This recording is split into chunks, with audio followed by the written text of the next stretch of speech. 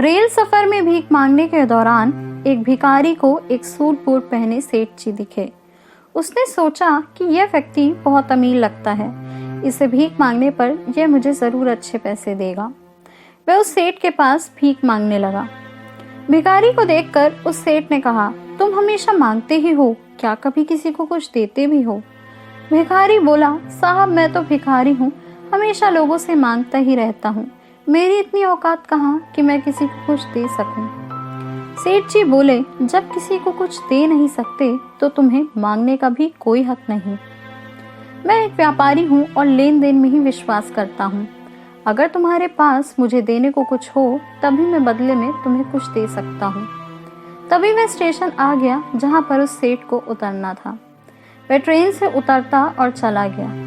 इधर भिखारी सेठ की कही बात के बारे में सोचने लगा। सेठ के द्वारा कही गई बात उस भिखारी के दिल में उतर गई।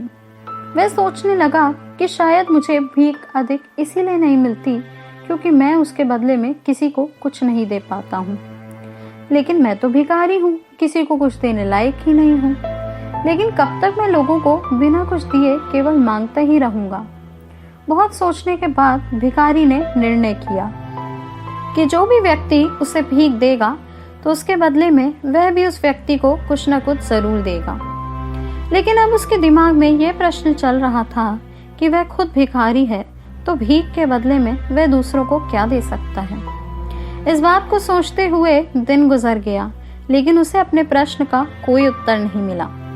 दूसरे दिन जब वह स्टेशन के पास बैठा हुआ था तभी उसकी नजर कुछ फूलों पर पड़ी जो स्टेशन के पास पौधों पर खिल रहे थे।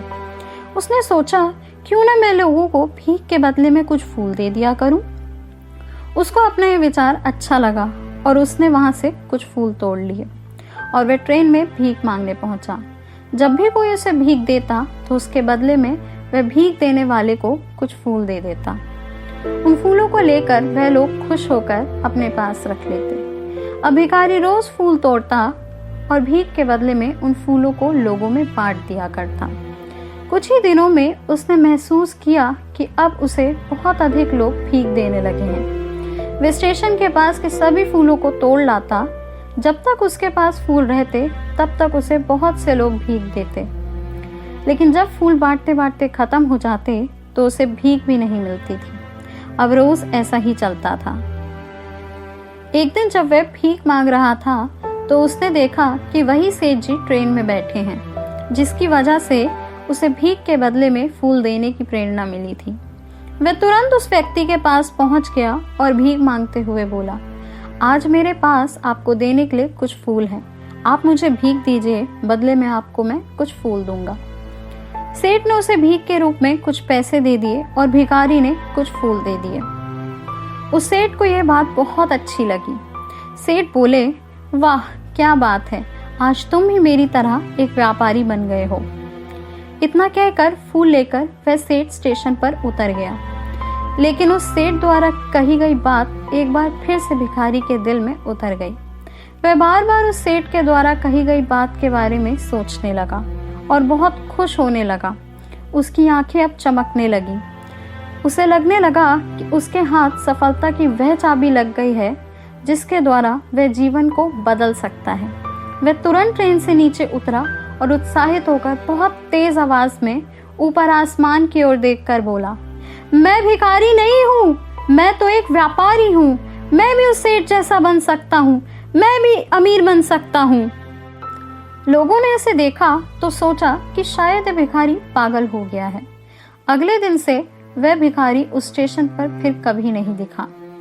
एक वर्ष बाद उसी स्टेशन पर दो व्यक्ति सूट बूट पहने हुए यात्रा कर रहे थे। दोनों ने एक दूसरे को देखा तो उनमें से एक ने दूसरे से हाथ मिलाया और कहा, क्या आपने मुझे पहचाना?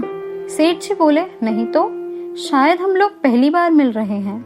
भिखारी ने कहा, सेठ जी आप याद कीजिए, हम पहली बार नहीं बल्कि तीसरी बार मिल रहे हैं। सेठ जी बोले, मुझे याद नहीं आ रहा, वैसे हम पहले 2 बार कब और कहाँ मिले थे? अब पहला व्यक्ति मुस्कुराया और बोला, हम पहले भी 2 बार इसी ट्रेन में मिले थे। मैं वही भिखारी हूँ जिसको आपने पहली मुलाकात में बताया कि मुझे जीवन में क्या करना चाहिए। और दूसरी मुलाकात में बताया कि मैं वास्तव में कौन हूँ। सेठ बोले, ओह याद आ गया, तुम वही भिखारी हो जिसे मैंने एक बार भीख देने से मना कर दिया था और दूसरी बार मैंने तुमसे कुछ फूल खरीदे थे। लेकिन आज तुम सूट बूट पहने कहाँ जा रहे हो और आजकल क्या कर रहे हो? सेठ जी, मैं वही भिखारी हूँ, लेकिन आज मैं फूलों का एक बहुत बड़ा व्यापारी हूँ और इसी व्यापार के काम से मैं दूसरे शहर जा रहा हूँ। आपने मुझे पहली मुलाकात में प्रकृति का नियम बताया था, जिसके अनुसार हमें तभी कुछ मिलता है जब हम दूसरों को कुछ देते हैं। लेन देन का ये नियम वास्तव में काम करता है। मैंने बहुत अच्छी तरह महसूस किया है, लेकिन मैं खुद को हमेशा भिखारी ही समझता रहा। इससे ऊपर उठकर मैंने कभी सोचा ही नहीं। और जब आपसे मेरी दूसरी मुलाकात हुई तब आपने मुझे बताया कि मैं एक व्यापारी बन चुका हूँ। अब मैं समझ चुका था कि मैं वास्तव में एक भिखारी नहीं बल्कि एक व्यापारी बन चुका हूँ।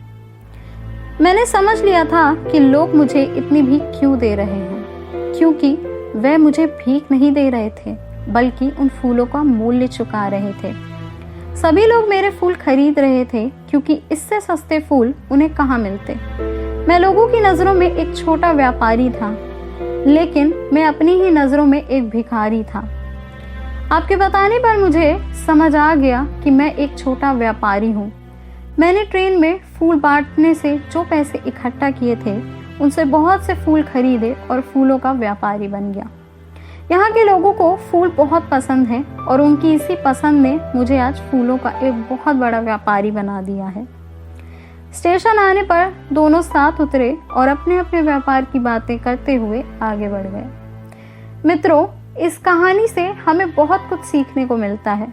कहानी में सेठ जी लो और दो के नियम को बहुत अच्छी तरह से जानते थे। दुनिया के सभी बड़े व्यापारी पूंजीपति इसी नियम का पालन करके बड़े व्यापारी बने हैं। दोस्तों, इस कहानी को लेकर आपकी क्या राय है नीचे कमेंट करके हमें ज़रूर बताइएगा। और अगर आपको ये वीडियो अच्छा लगा हो तो इस वीडियो को लाइक करिएगा, शेयर कीजिएगा ज़्यादा से ज़्यादा लोगों तक। और ऐसी ही और भी इंस्पिरेशनल वीडियोस के लिए सब्सक्राइब करें हमारे YouTube चैनल को और Facebook पर फॉलो करें हमारे पेज को। धन्यवाद।